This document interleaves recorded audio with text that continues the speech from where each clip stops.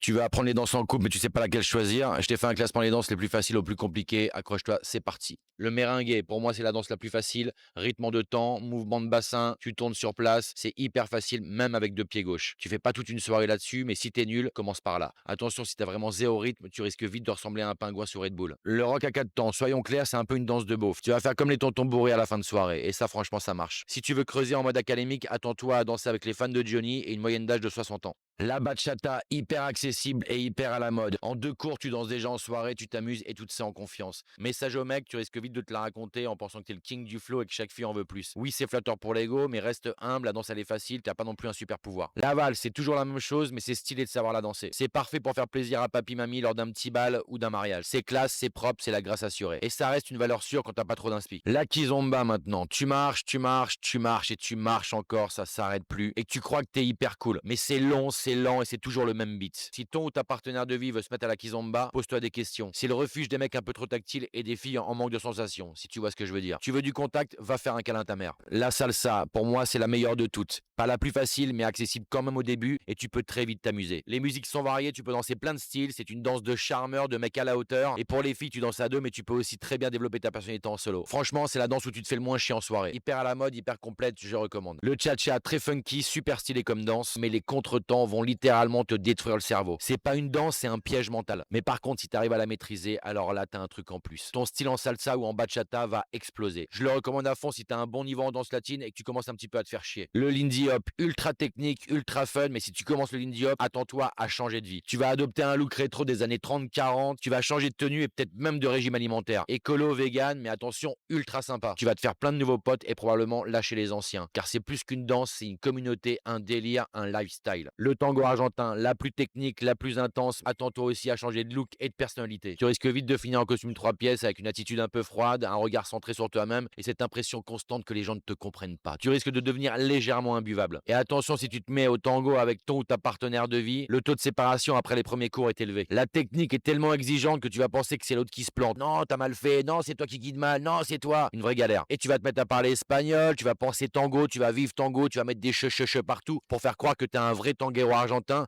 mais t'habites toujours à Montreuil. Dis-moi si t'es d'accord avec ce classement en commentaire. Ciao, bye.